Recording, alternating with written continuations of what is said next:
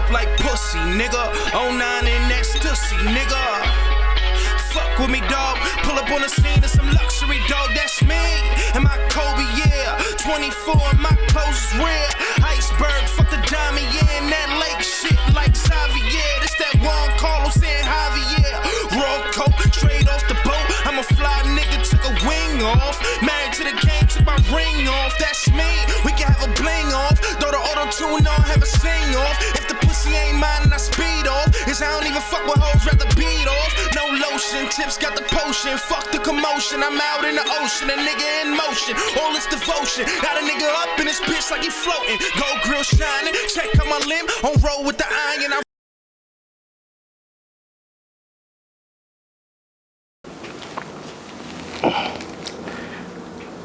It's Monday, so that means three things.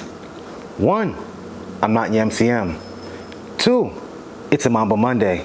And three, it's time for the 824 podcast. How you guys doing? I'm your host, the product of poverty's environment, the Pope Chuck Paul.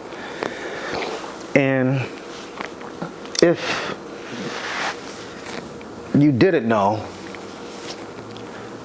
Earl Simmons, better known as DMX, Darkman X, Dogman X, Darkman baby, X for short, has transitioned to the afterlife at the age of 50 years old.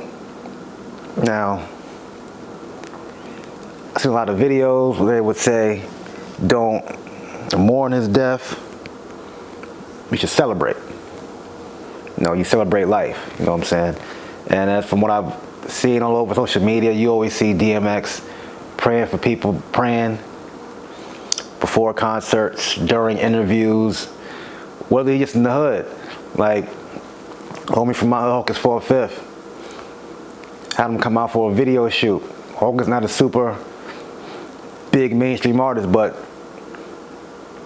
he's big in the community, and next fuck with the community. He was out there draped up in Hawkins 4/5 merch, had dudes in the middle of the hood holding prayer in Castle Hill Projects in the Bronx. And a lot of folks don't know, one of his first videos, Stop Being Greedy, was shot in Castle Hill.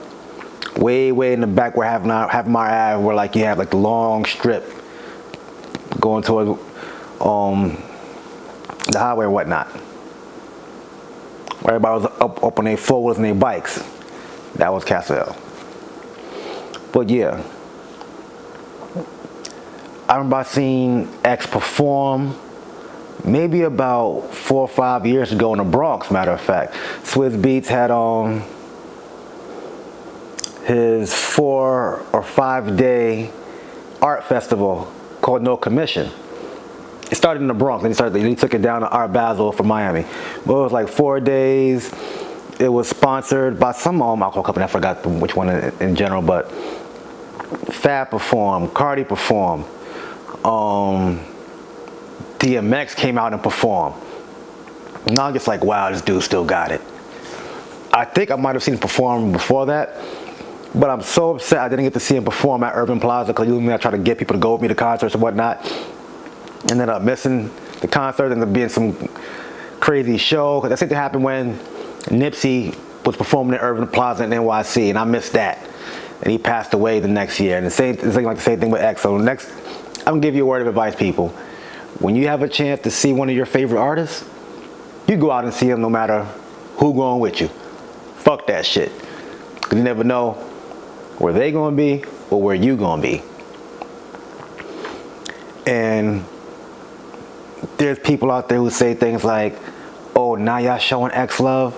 But X always got love. No matter what he was going through. Folks showed him love. Folks wished him the best. Folks prayed for him to hope he would conquer his demons. So cut that bullshit.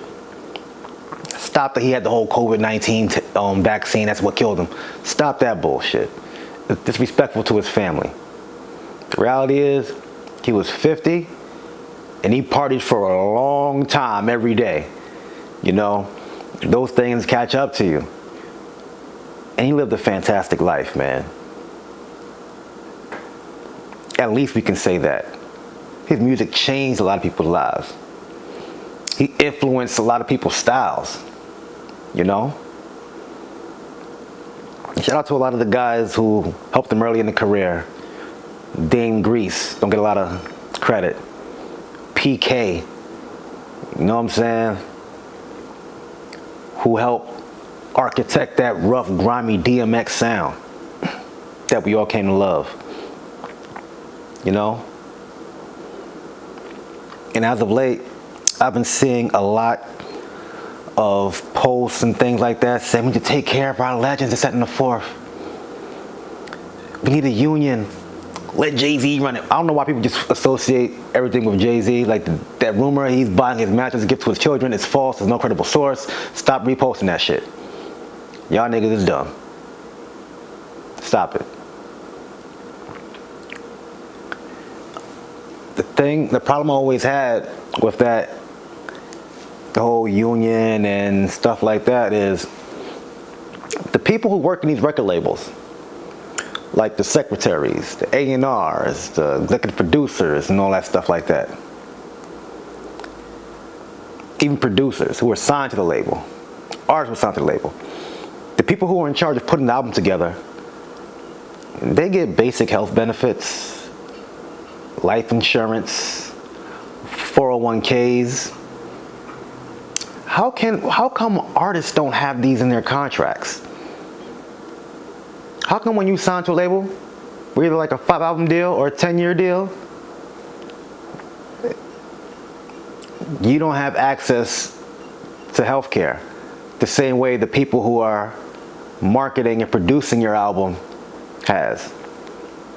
Think about that. How come the artists don't have like 401k options when they sign these deals? Because my thing is this. These managers or whatever, or we can call them brokers, should be brokering better deals. It makes no sense to negotiate a $15 million deal for these guys or whatever. This is not even talking about DMX, like rappers in general. Negotiate these deals and they ain't got no proper health care, retirement plan.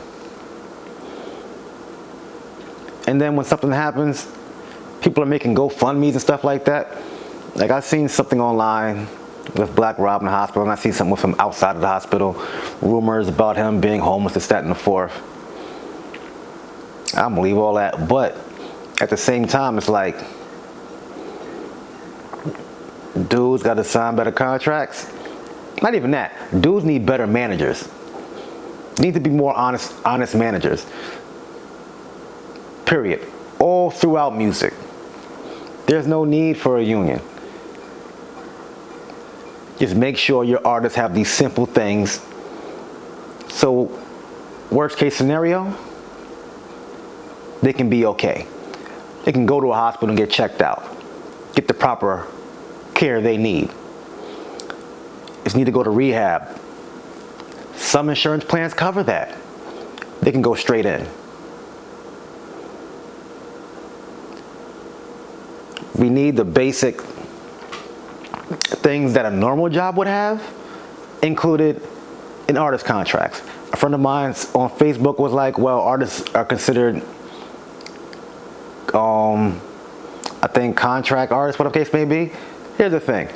I'm also a web designer. When I freelance, example, Creative Circle.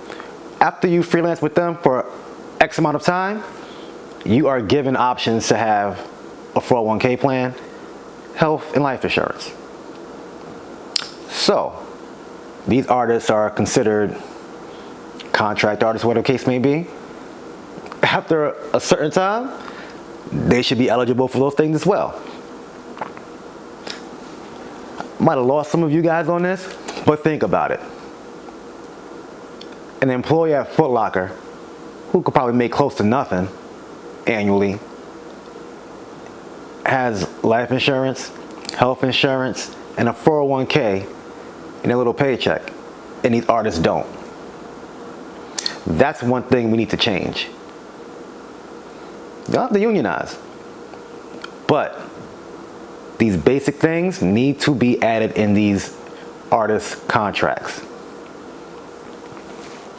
And once again, if I get off this topic, rest in paradise, Earl Simmons, DMX, Darkman X, Dogman X, Darkman Baby, X for short. I was gonna go in on how different songs played a part of my life, how in high school, when that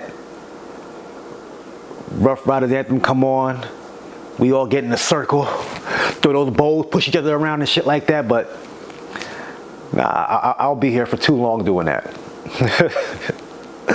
Oh man, shout out to DMX, man. Shout out to DMX. We're gonna talk about jobs and whatnot. Damn. Disney, ESPN. Say the truth will set you free, but well, they set the truth free. They can't handle the truth, y'all.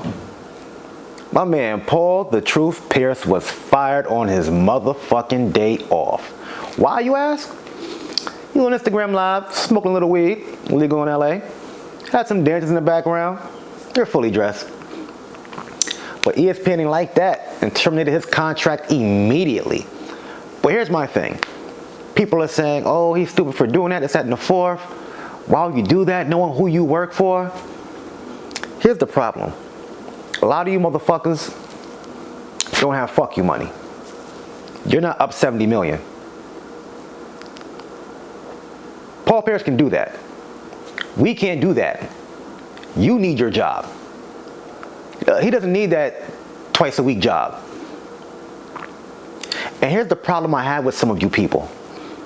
You're saying like, well, he works for this company, he should know better. Okay, that opens a rabbit hole. A lot of you do a lot of dumb shit on fucking Instagram and Facebook too. Twerking half naked, drinking, smoking, posting fights, post untrue quotes about coronavirus, the government making political statements. Your job can fire your ass too if that's the case. That's a rabbit hole you don't want to go through. People are saying, well, it's Disney. Well, a lot of you motherfuckers work at McDonald's, the post office, these other big brand companies, Foot Locker, post a lot of dumb shit on your social media. So can they just go on your shit and be like, oh, she out here twerking and smoking, this, that, and the fourth? Let's fire her ass. I mean, why not? Same shit, different smell, right? You think McDonald's don't have an image to maintain? Think about that. I think people are upset that Paul Pierce didn't cry and beg for his job like Nick Cannon did. Because they took his show away and he was crying, he was begging. He even said he had a Jewish grandfather or some shit like that. Like, what the fuck? Nigga, stand on your own too. Grow a set. And say, yeah, I said what I said. It was an accident, my bad. And leave it at that. Don't go on a whole motherfucking press tour about how you're trying to apologize. Paul Pierce just went on Instagram, put a smile, just laughed. More info coming soon. Who cares? I think that's the problem with some folks. Because some people, they may look at something like an opportunity that someone throw away, like an opportunity that they could have had. Like, nah, some of you motherfuckers, first of all, you wouldn't be able to make the NBA anyway. And two, you probably would be a terrible sports analyst. You feel me? Another thing I brought up, I was like, hey, Matt Barnes smokes weed on TV all the time. Folks like, but it was about the strippers. I'm like, they were in bikinis. I've seen chicks in bikinis on ESPN before. Plenty of times. Plenty of times. Well, he's married. Paul Pierce said in the live, he's not married. I think he was on his way out, and they were like, fuck it, let's terminate him anyway. Just think about it. Matt Barnes, Steven Jackson smoke weed on TV all the time. And Matt Barnes will be on the jump here and there. I think some people are just upset because some people are able to say, fuck this great opportunity. I don't need it. I got money. People always say, save up some fuck you money. You can just get up and leave and do what you want. Until you have fuck you money, you can't relate. I'm sorry. So some of y'all who are upset about this, just think about this. The next time you decide to post something dumb, what if your job looked at your shit and fired you? So don't use that as an excuse. Oh, but he works for Disney. You know how many fucked up people worked for Disney? I forgot the news anchor's name, but it took them months before they put him on leave or fired him for his sexual misconduct. I was gonna look up his name, but I don't even care that much, man. Fuck him. You know. But hey, ABC let someone stay on their staff who was known for sexual harassment and misconduct on their, I think it was on their ABC Morning News or some shit like that. And I think Gayle King was like, well, his experience with other people isn't the same with me. How ironic for her to say that. Because remember when she interviewed Lisa Leslie? I ain't gonna go there. But yeah, man. ABC set the truth free. How about that bullshit? Hey, man. See his own. I'm not here to debate you on that. That was just my opinion. He got fuck you money. Y'all don't. So y'all don't go smoke weed and have strippers in your IG live if you can't walk away from your job with no problem. Okay? Cool. Also, one last tip that I want to talk about was the doorman incident. Now, I didn't watch the whole video, but I don't watch the video anyway because I don't like watching people getting beat up, killed on camera or whatever. That's just me. So apparently this old Asian woman was beat up by some crazy black guy who, when it comes to find out he was released from prison recently for killing his mother. This dude was crazy anyway. So the doorman did not help the woman who got beat up, but they called the police afterwards, and the doormen lost their jobs. Now, I don't think they should have lost their jobs. I think them helping is optional. Coulda, woulda, shoulda. I mean, a lot of people say, hey, I would have did X, Y, and Z. Some of you would have not. Because when things like that happen in front of you, you don't know how to react. You could say what they did was cowardly, but I'm not going to say they should lose their jobs. Because there's police officers who have partners next to them who will watch their partner kill an unarmed man or woman or harass somebody unjustly and do nothing about it. And no one says a word. They don't even lose their jobs. They get paid leave. So how would you fire these doormen? Doormen, they open the door, not security. Think about that. I'm gonna keep it 100 with you. If I get to some shit in the street, I'm not expecting no stranger to step in at all. And personally, I think it's a big deal because the woman is Asian and there's this big black people hate Asian propaganda they're trying to push, which is weird because black people have been supporting Asian people financially for decades, whether it be your salons, your convenience stores, your food, etc. So you mean to tell me out of nowhere we're gonna start just beating on Chinese motherfuckers? I still haven't heard any Chinese Asian person show some type of remorse over Akai Gurley or Latasha Harlins. I could go on with those different situations, but I won't. Like I said, that situation with the elderly woman, it's fucked up. I don't think those men should lose their jobs for it. Like, what if they would have stepped in and hurt the man? Then they would be in handcuffs. Probably would still lose their jobs. But at the same time, I'm like, look, they're gonna have to pay them guys unemployment or something. But man, it's been a crazy, crazy week.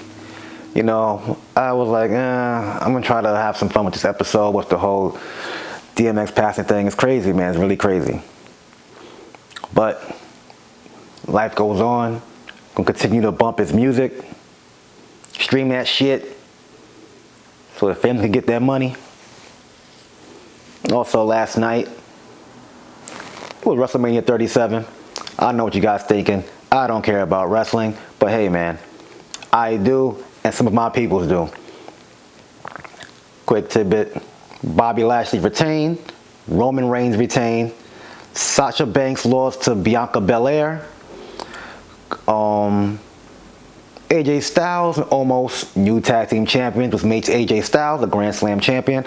That fight was trash, by the way. Randy Orton beat The Fiend, which was a squash match like me and my homie was talking about. Wyatt always loses at WrestleMania. What else went down? Asuka lost her women's championship to the New John Ripley, whatever her name is. Riddle lost to Sheamus. I'm trying to think. I'm surprised I'm going off the top with these matches. I think I'm forgetting one more. I'm not sure. I think that's all worth mentioning.